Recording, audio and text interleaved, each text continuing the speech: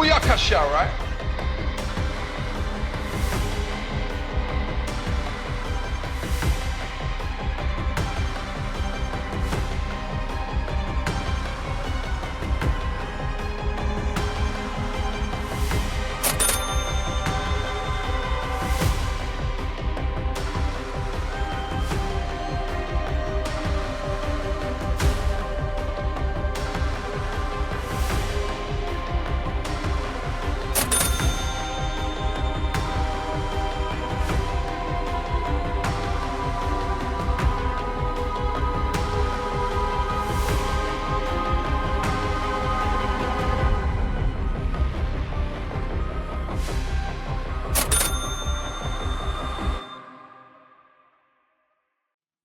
Hey all, and welcome back to Fuzzy Ducks of Gaming, and a quick new video on the channel, just going over what my final form is for my Lightning Strike champion. Now, I did decide instead of going Doriani's, I was just going to push a normal crit version as far as I can, because with grave crafting, you can get the DPS pretty decent. I think even without my Vile Lightning Strike and buffs up, I'm at between 12 to 14 million single target DPS, and we're tanky enough. T17s are still horrendous because of all the mods on the map, which means I haven't progressed to Ubers yet because I haven't got enough fragments. And we are building some up, so once I get enough, then I'll go and run the Ubers, but I want to try and kind of do what GGG say, as in this is a stepping stone to Ubers, and it's really not. They're so much harder. But anyway, onto the character. Now, I will just say, I'm not going to explain how to get this gear and how to get a character, because once you get your character to a certain point, the upgrades you need are going to be really specific for you. You might need Chaos Res, you might need Strength, you might need Int, you might need Attack Speed, you might need Accuracy. Once you get to a certain point, you really do have to individually look at your gear. What I would recommend is grave crafting is pretty nuts. You may fail the odd one, but you're going to accumulate corpses over time anyway.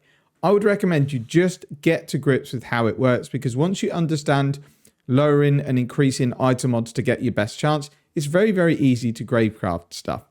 So I'll go through the gear that I've got on the character, and it is quite nuts, to be honest, but it's available this league, so why not? I've not spent a fortune on it. I've just got pretty lucky with a couple of crafts.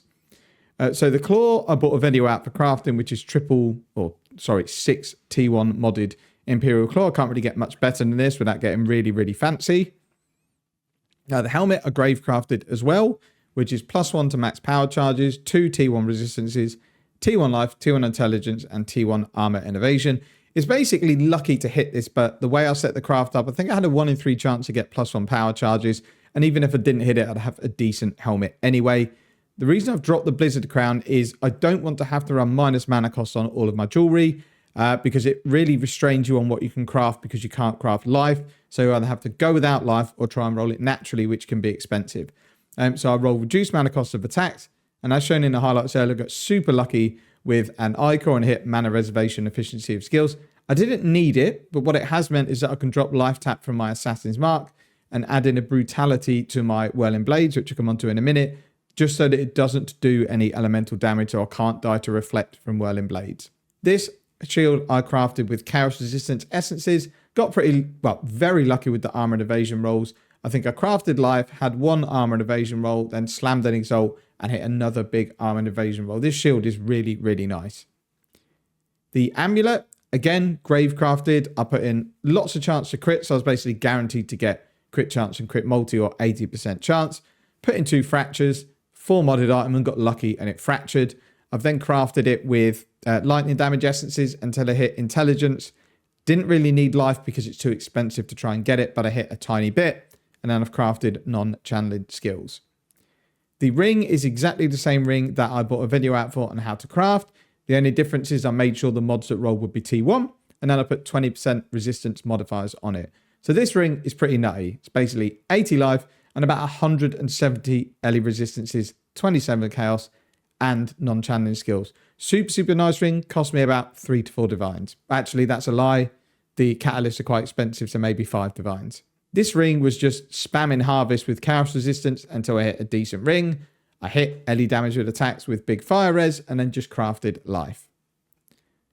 The gloves are also essence crafted. They're just fractured attack speed. And then I think I've spammed chaos resistance, essences, hit life, and then just crafted a suffix to give me more damage. I've also pushed my implicit up to +2 strike. And the boots are exactly the same as they were before. These are probably a divine. If that, it's just satisfying my elemental ailments and then getting some movement speed, life, and resistances. The body armor is one I've had for a while. I grave crafted this. The spell suppression was lucky. I basically was just looking for big armor and evasion, no life, and a resistance. That's what I got. We've pushed the implicits up a little bit on this, so I believe... no, I haven't actually touched these yet. I'm thinking about pushing them up, but it doesn't make a huge difference. The flasks are the same: Quicksilver, Granite, Jade, and Diamond. The links is where things change because we've kind of upgraded our gems. So we've got a 2120 Lightning Strike. These, unbelievably, were at like 80 Chaos, when in previous leagues they've been like 5 to 6 Divines. I wasn't even thinking about buying one. I thought I'd randomly check one on trade, and they were super, super cheap. And it does make a difference because it adds flat lightning damage. So we got that link to Trinity. Awakened added lightning, which once that hits level 5, it pushes my Vile Lightning Strike up one more level. Multi-strike. Awakened would be nice, but that is very expensive. It's like 50 divines. Got volatility support. And then I've actually swapped Nightblade out for Awakened Ellie damage and attacks for a couple of reasons. One, I wanted to be immune to Ellie Reflect. Secondly, Nightblade is quite situational. When you first get the buff, your damage is amazing, your movement speed is incredible. When it gets to the bottom end, your damage isn't as good and your movement speed isn't as good. So as an all-rounder, Awakened Ellie damage with attacks is better, and I could free up some nodes on the tree that I was taking just for elusive. This does feel slower because when you're mapping, elusive feels really good. So in terms of mapping, it's slightly slower, but it's much more consistent DPS. In the helmet, we've got aura socketed, so it's precision, grace, determination, and enlighten. The claw, I've got mark on hit with assassin's mark, and then just a flame dash. Shield, I've got my movement skill, which is faster attacks linked to whirling blades, and then brutality to make sure it doesn't do any elemental damage. In the gloves, we've got life tap, corrupting fever, and swift affliction to get adrenaline, and then defiance banner. Got a molten shell linked to casting damage taken, and then just blood rage and an ancestral protector. In terms of the tree, not much has changed. I've added in a Paranda's Pact with crit chance just to cap my crit. And I think on a marked enemy, even without my diamond flask up, I'm 100% crit. We bought a double damage ×2 lethal pride because they're much cheaper in this area of the tree. We have our same clusters as before, which is just Sadist and Overshock. Then we have Overshock and Storm Rider, and then Pressure Points, Basics of Pain. I really like Overshock. It doesn't look great, but 40% increase in lightning ailments is huge because it increases shock, makes it much easier to hit 50% shock, and shock is just a big, big damage multiplier. We have a jewel in here, which I purchased for 1 divine, I think, which is accuracy, 2 crit multis, and life. Actually, it was 2 divines, this jewel. Then I have my precision damage, watch as I, just bog standard. That's the only mod on it that does anything. And then the last jewel I purchased, this was 12 divines, which is triple crit multi and life. It fits the build perfectly. Maybe it was too expensive, but it was the cheapest one with those mods on it. So overall, it does give me a crazy amount of crit multi, looking at 40% crit multi and 6% life. So it's a big, big jewel, and I had the money. I've still got like 30 to 40 divines sitting in my stash. So I thought, you know what? I don't normally buy items this expensive, but why not if we're going to try it and push the build? So because of it and not going Nightblade, I've just put more instant leech on this mastery instead of Nightblade. Managed to drop these dagger nodes, and then that's what allowed me to take this jewel socket here.